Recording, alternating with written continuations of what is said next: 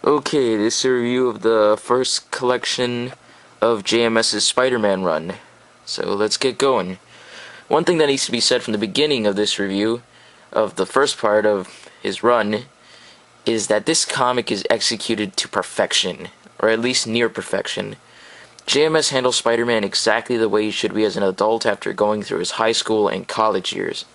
At this point in Spider-Man's comic history, he was nearing 500 issues and had been through many journeys as a character, some of which was excellent and some of which sucked. Cough, cough, Clone Saga, cough. And at least for the first part of his run, in this first collection contains, he truly feels like he's growing up, now being a science teacher. But unfortunately, JMS's run also went south like David Michelinie's run in the 90s, which is a run that I also do really like. That, however, is not the main focus of this review. In this collection, JMS introduces new ideas to Spider-Man right from the get-go.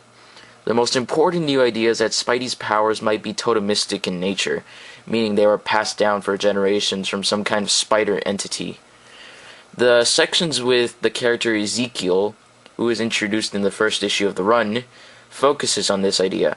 He says that the people Spider-Man fights, the supervillains, they don't know it, but they're pretenders mimicking those totemistic powers, but that Spidey himself is, quote, the real deal, meaning his powers come directly from where they first originated. Then again, it is not for certain whether this is true, as Spider-Man himself points out. Maybe the spider had no purpose when it gave him spider powers. In a later part of the run, Ezekiel argues as to why it's simply not a random accident. This idea really adds a fresh, new layer to the character, but that is not what I like about this book the most. The thing I feel makes this book genius is making Peter one of the most likable characters I have ever read, making him human, but having that perseverance that makes him a true hero and a role model. I'll get into Peter himself later on. First, I would be neglectful in not pointing out John Romita Jr.'s excellent artwork. He's one of the most popular artists in the business, and his talent really shows in this book. I don't think his art is amazing when it comes to how the characters themselves look.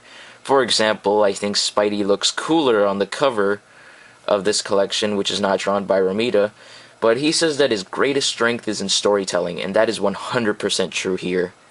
Everything from the character expressions to the motion in the quite epic fight scenes is crystal clear and truly gets me engaged into what's going on. When the scene is big, the art is big. When the scene is personal, the character emotions and expressions are perfect. Back to JMS, he also handles Peter's family. In this case, it's really only two people, with incredible dimension. Aunt May can be annoying or one-note if not handled correctly, like in the 90s series, a series that I also do really like, by the way. But Aunt May wasn't annoying in that series, but she rarely felt like a character I enjoyed seeing every time she appeared. Here, Aunt May is really caring and makes a genuine effort to deal with Peter's secret, and she even tries to help him however she can. That, by the way, was a spoiler, but her actually discovering his secret is not what makes her character arc in the story, but how she deals with it. Oh, and even if it is a spoiler, as of now it is retconned and she no longer knows. Thanks, one more day.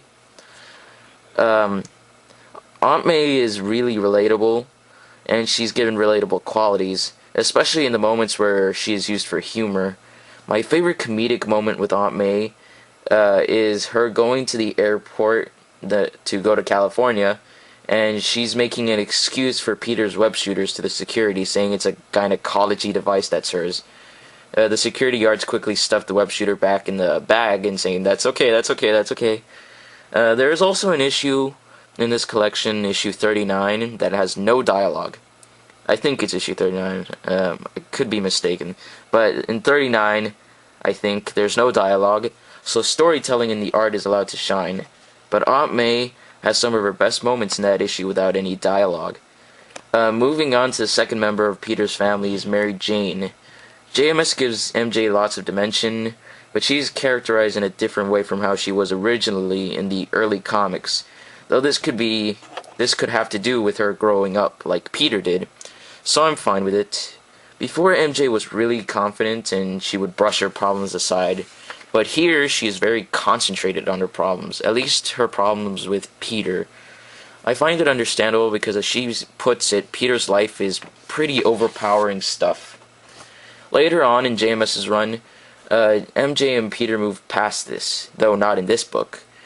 And I really like Peter and her as a couple. They often have cute dialogue or discussions between each other.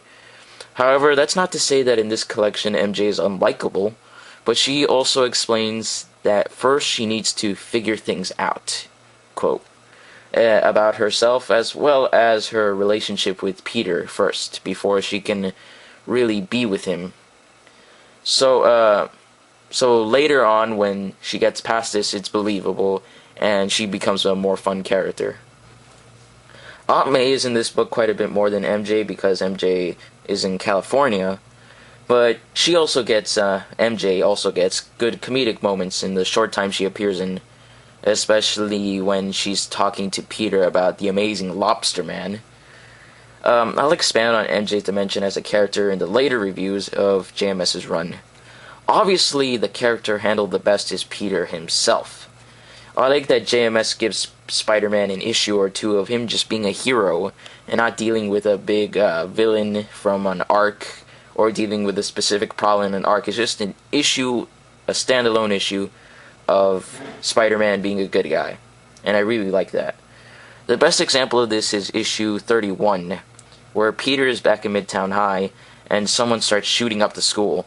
Peter is absolutely determined not to let a single kid get hurt, and he says himself that he doesn't care if his secret is exposed or if he is killed as long as no one is hurt.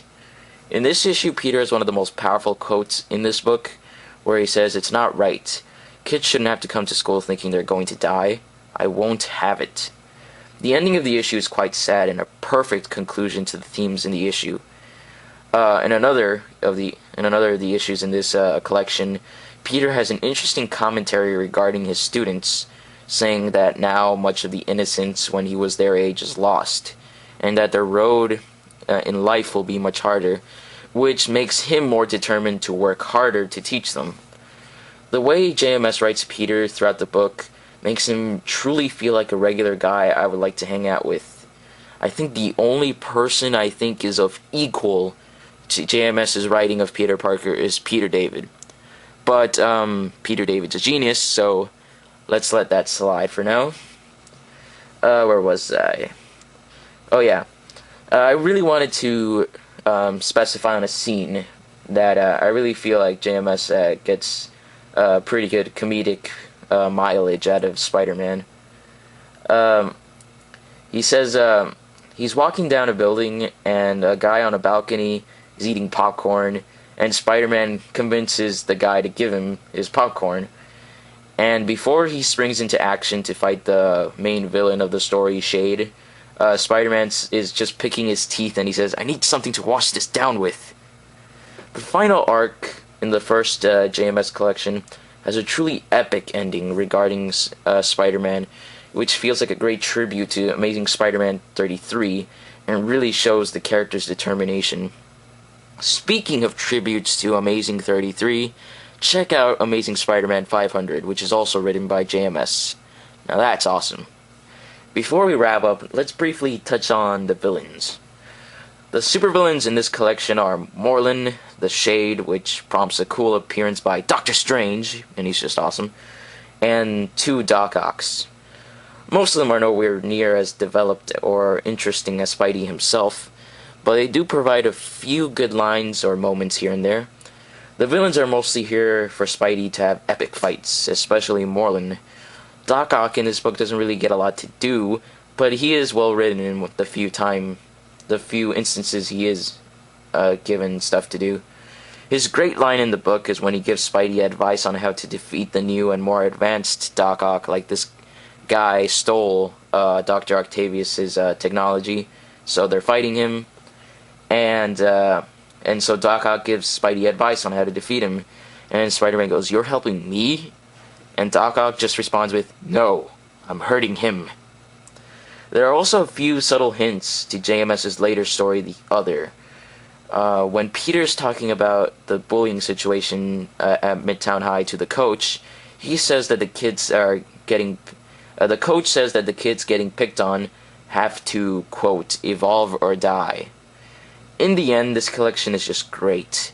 And I love it even though I've reread it a million times. If you like Spider-Man at all, I can't recommend picking this up more. Everything is just perfect.